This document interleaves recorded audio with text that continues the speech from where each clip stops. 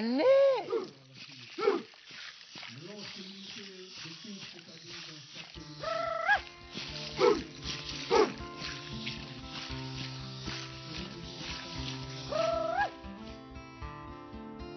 Al teu costat vaig saber el significat de ser canac. I saps? Vaig conèixer els esperits de la natura a través dels testimonis de les guardianes de la història i, sens dubte, amb els teus relats.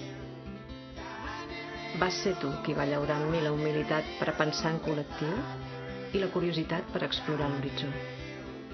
Uené, àvia estimada, recordo la nit en què la mar d'estels que ens cobria va mostrar-nos la llegenda de l'ésser que dorm. Amb el cel màgic de l'Ifú i els esperits que hi viuen, vaig aprendre com la suma de les nostres ànimes n'havia teixit una en comú. Fins que aquell vaixell va transformar tot l'univers. Un déu blanc s'imposà a les creences ancestrals, els diners substituïren l'intercanvi i el francès la major part de les llengües.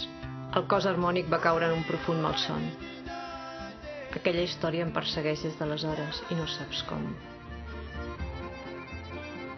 Lluny del que s'acaba, a París vaig descobrir un ritme frenètic on la gent és presa de la imatge i freda com el clima.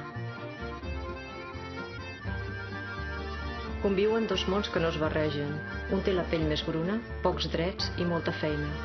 L'altre n'é d'en cotó fluix, però sempre es queixa.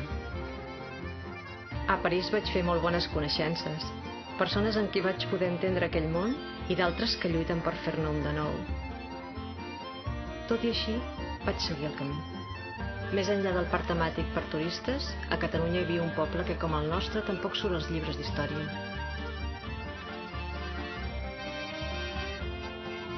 Amb la gent d'allà vaig entendre que una nació no serà mai lliure mentre estigui en mans d'elits, que obeint l'economia retallen drets socials. La sobirania no és pas això. Oi que no, àvia? No trobava el que volia i vaig seguir buscant. He conegut cims tan alts que es confonen amb els núvols, monolits on habiten esperits, gorges d'aigua infinita. He creuat llengües de gel, deserts de sal, terres de llum on les persones mai dormen. He vist l'esplendor d'antigues cultures, fastuosos palaus on avui regnen micos i barques que es governen amb els peus. Uené, àvia, el món és meravellós però un predador insaciable l'amenaça, que engoleix, devora i rapinya tot allò que la natura fa. I si ho crema tot avui, demà què quedarà? Una petita minoria marca el rumb. I la resta? La resta no ho sé, àvia. No sé com dir-t'ho. La resta ens ofeguem en un somni inabastable. Un somni que no ens deixa veure els barris de cartró que envolten els palaus. Ni a les noies que es deixen la pell per a que altres comprin barat, on la pobresa es multiplica a mida que es concentra el poder. Un malson que ven miratges de felicitat on només hi ha destrucció.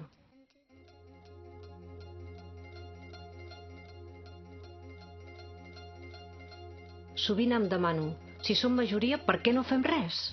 Però quan la bèstia s'emprenya i mostra les dents ens fem petites i abracem déus fets a mida que encomanar les nostres pors, ensinistrades a la roda de comprar i produir, entretingudes en competir per a que mai siguem fortes.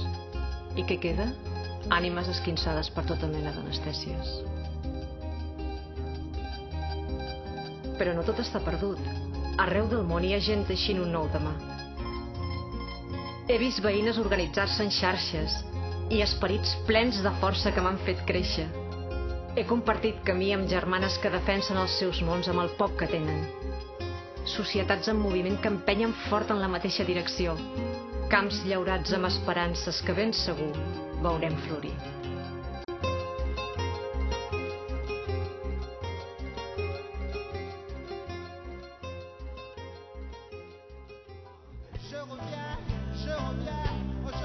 I ara torno a casa per compartir el viscut i despertar entre totes l'ànima del nostre poble.